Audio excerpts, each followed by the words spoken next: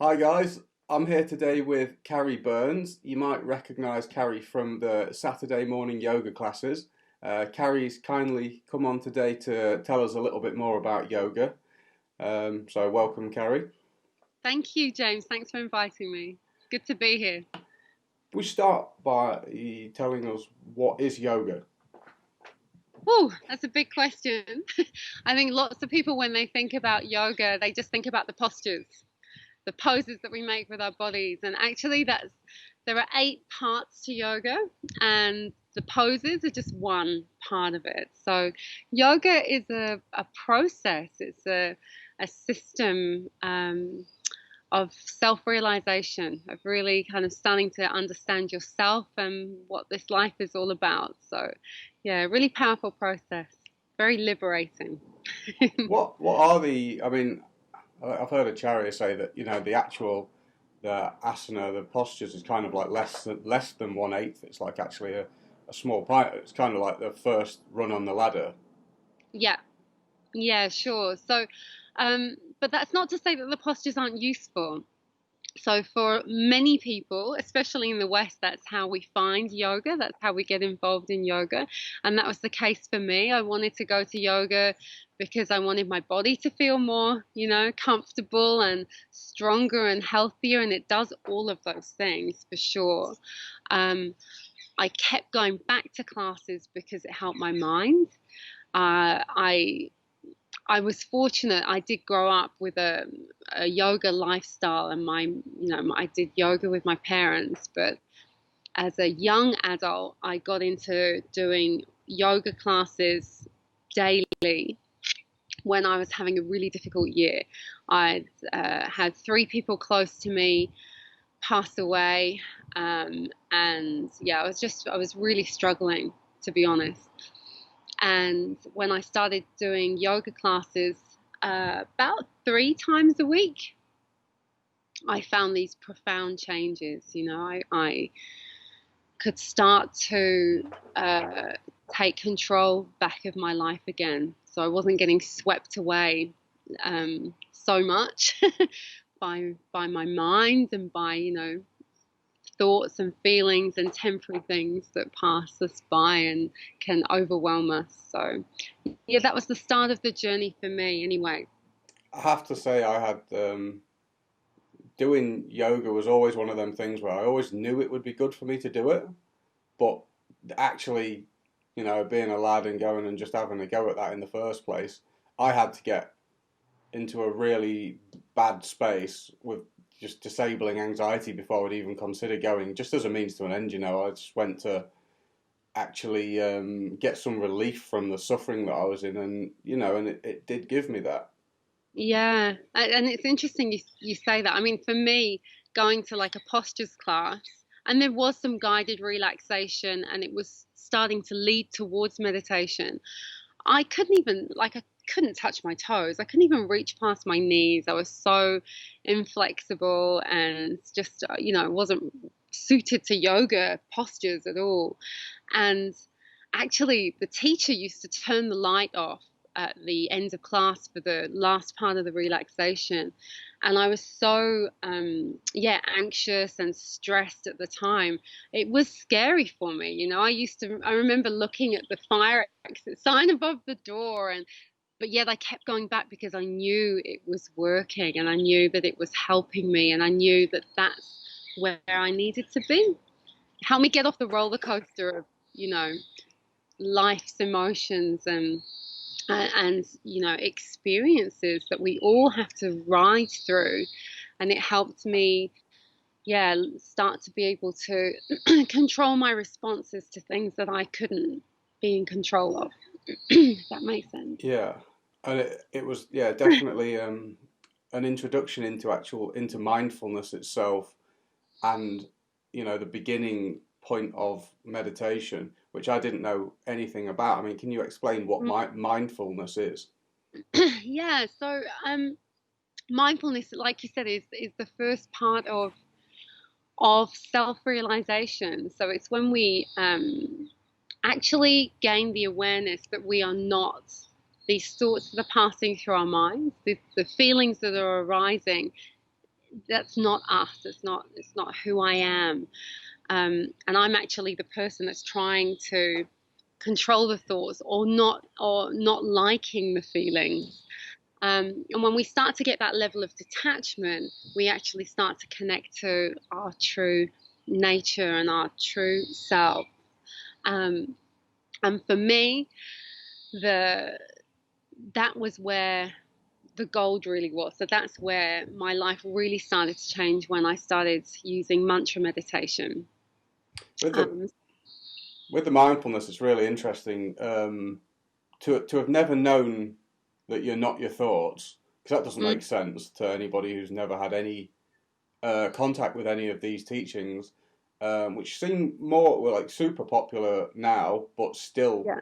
super not popular in a lot of places. Only once you enter into the world of goodness, and then it's kind of like quite common that people have done yoga, and it's quite available to the world now, isn't it? But Yeah, and in other areas of modern science, cognitive behavioral therapists one of the first things that they'll do to support you and to empower you is to give you that knowledge that you are not these thoughts. I listened to a really interesting, very renowned cognitive behavioral therapist once, and she said, we all get these unwanted thoughts. She said, she walked into the bathroom, picked up her electric toothbrush that she shares with her husband. So it's got the metal bit on the end, and she went to put her toothbrush head on it, and had the thought, I could poke this in my eye. Now, if she was having a bad day or not in a good space, that could have completely freaked her out. But because she's had all this training, she knows she's not actually going to do that. She doesn't want to do that. The thought of it really disturbed her. And these are these types of random firings in the minds that I come. I still get thoughts like that. We all I have those thoughts we all about do. self harming. Completely normal. Like and I just but now now I see it and I'm like, what's that doing there? Like what's your agenda? Because it ain't me. I'm not going to do that. And we don't need to get into it. We don't need to overanalyze it. We don't need to beat ourselves up about having these random firings, because we all have them. And it doesn't matter what they are either. And the more that we can become detached from the mind, and be able to become a witness to our thoughts, the more powerful that is, and the more control that we can have in our lives, I for do. I sure. have. This is purely speculative, to be honest. But I do feel like when I'm having an abundance of these negative thoughts, that I do think there's something. It does point towards something that needs attention. Um, and I mean, Possibly, yeah, possibly. And if you're struggling with the same thoughts, then for sure it can be really useful to get some support with dealing with the root cause of that. But I think it's really important that we don't take the contents of our mind too seriously. yeah, But for sure. like the thought of sticking an electric toothbrush in your eye, we don't have to listen to the mind, or take these thoughts that take these thoughts seriously, and we don't we shouldn't let temporary thoughts and feelings steer our lives and be the guiding source. So that's what yoga gives you. It gives you another map and compass and tools to guide your life. Yeah. I think there's a massively common philosophy, and I don't know if it comes from pride and but wanting to be strong and probably driven by insecurity. I don't know, but it's we have like a desire to believe that we have to control the mind. And Yeah. with yoga, it's kind of like you don't have to do that. You just observe it and you let it do its thing. It's like you do your thing, you do Yeah. you. And I'm just gonna just step back and I've met so many people in 20 years of teaching yoga, so many people who said, "Yeah, I've tried meditation, I've tried yoga. I can't meditate." And it's this, it's so common. And when you talk to them, what they've tried to do is sit there and empty their mind and stop their thoughts from coming and have a blank, empty mind, which is awful. I'd hate to try and do that.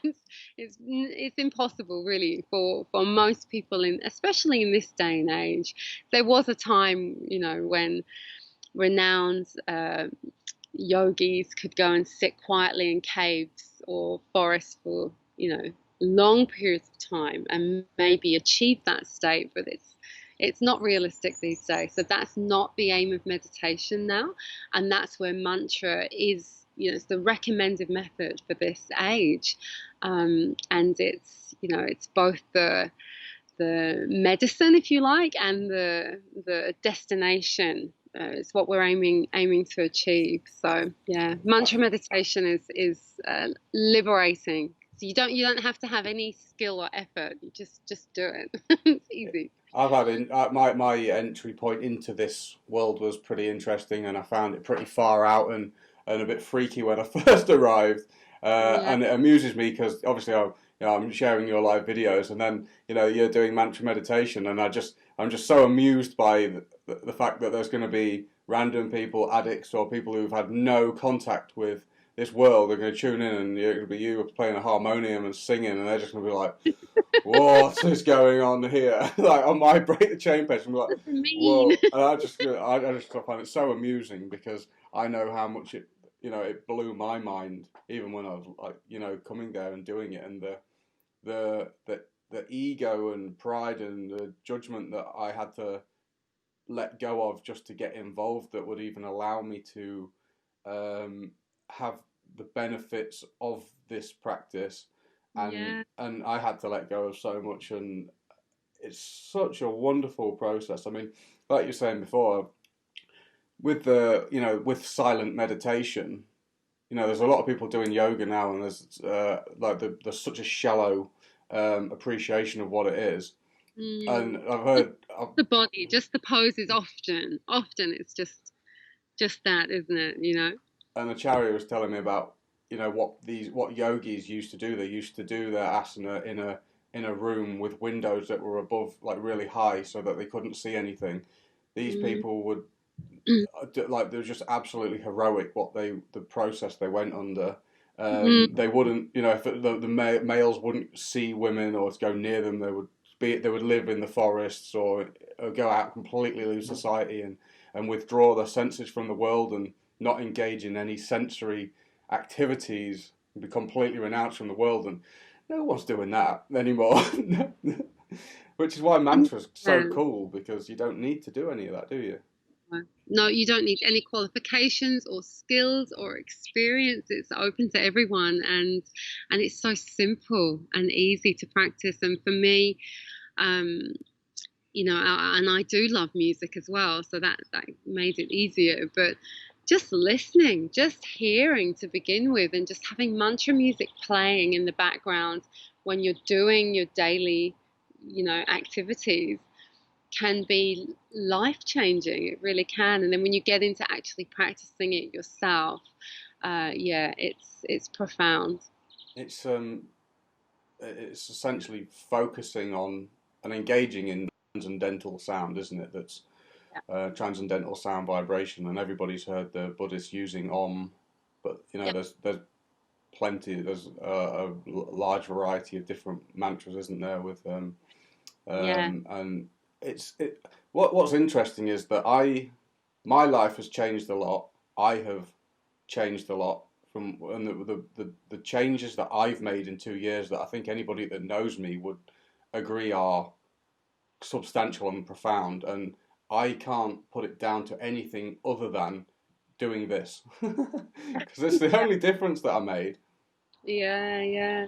And I think, you can, obviously, we've all had experiences of listening to different types of music, and it can change your mood. But actually, what material music does, and material lyrics, is it triggers things, doesn't it? So all it's doing really is fueling the next feeling or the next emotion.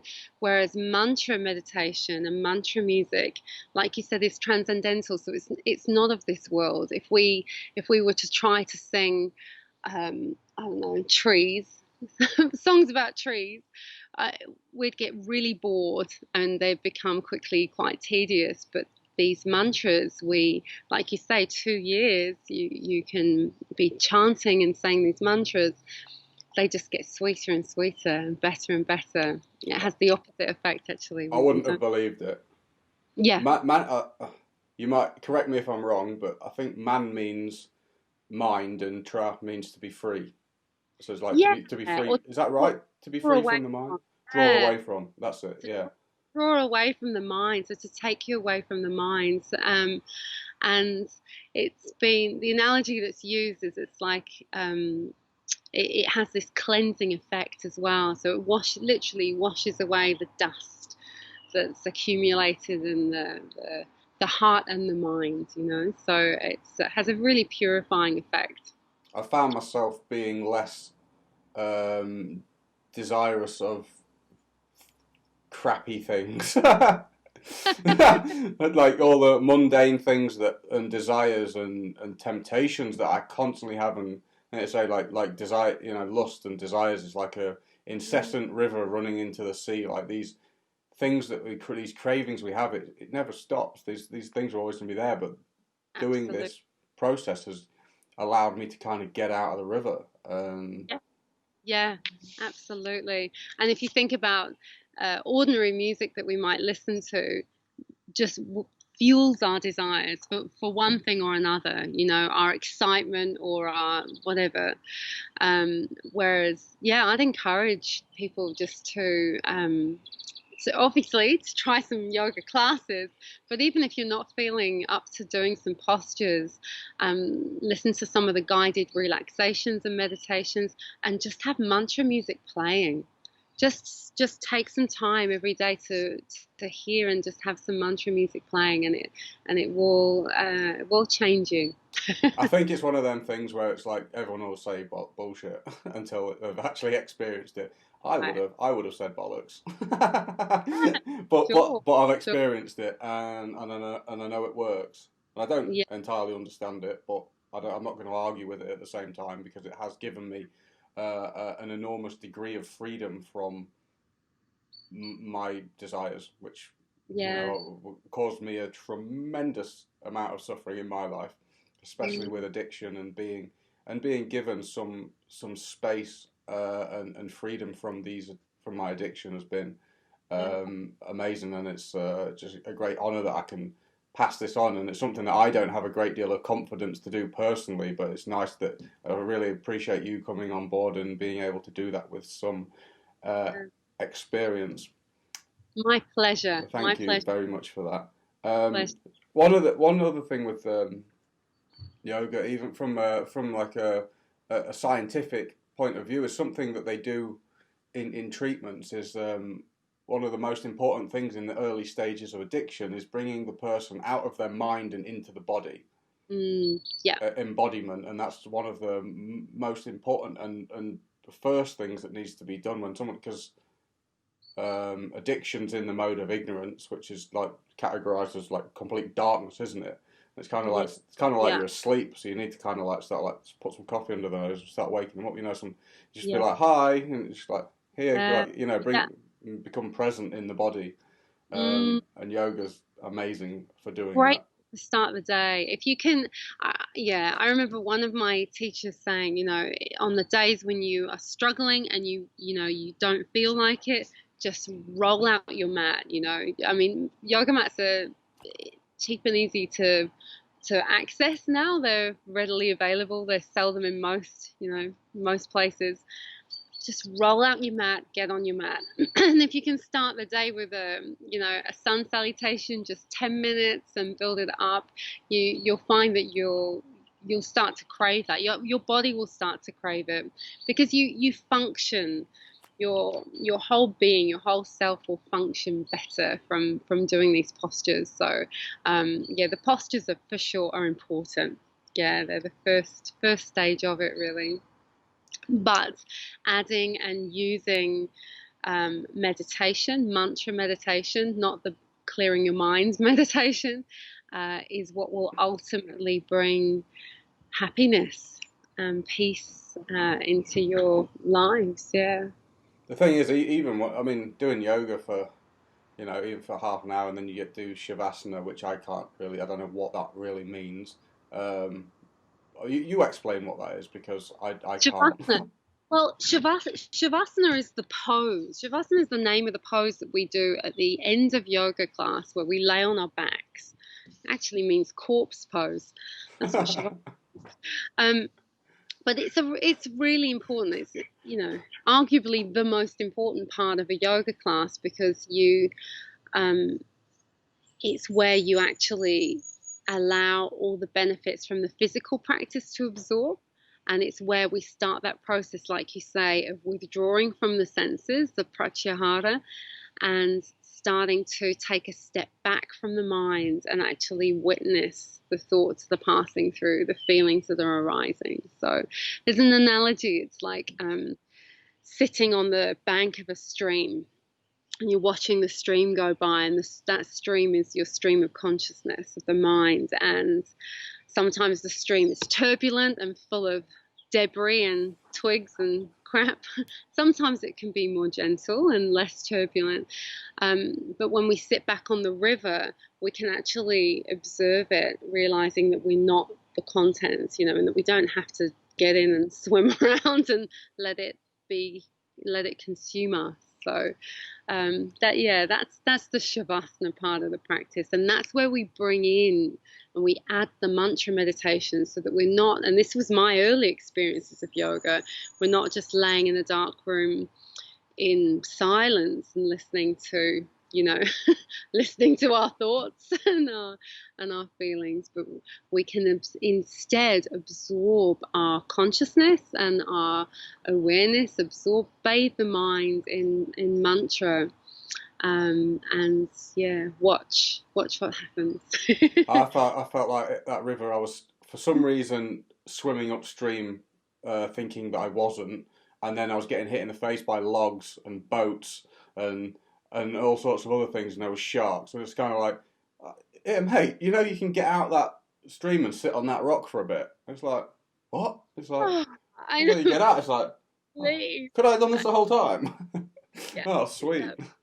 And it's not, the reality for most people is that we're still going to be swimming in the river a lot, but what this gives us is these daily reminders that we can actually gives us the skills and the techniques to be able to hop out, like you say, sit on the rock, take some stock, and assess where we're going, so that we don't have to constantly be battling upstream. We're pretty dumb, aren't we? I mean, we can know something really well and then have forgotten it within a few hours. So it's nice to Yeah. have Well, a regular practice. yeah, and that's like you say, the 8 limbs to yoga. I mean, if you want to kind of get into it and study it, it gives you regulating, guiding principles. It literally gives you, the do's and don'ts. And if you're interested, it gives you these guidelines for your life, and it definitely gives you that sense of discipline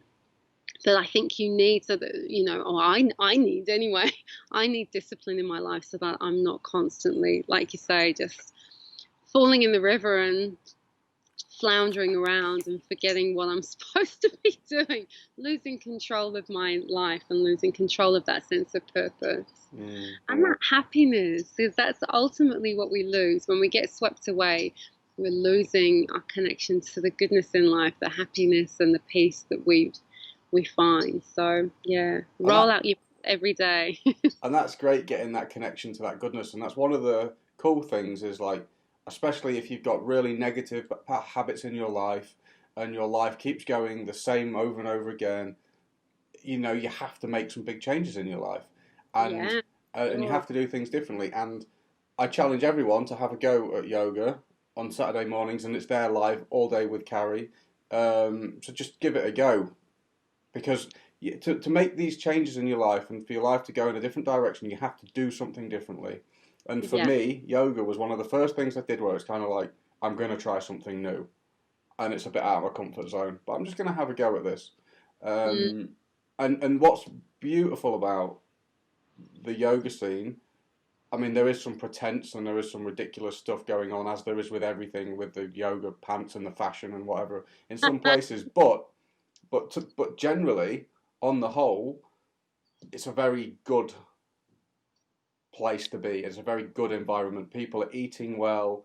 They're heavily focused on self-care, and generally people are really, really nice and conscious, Yeah. and they're striving for it to be better.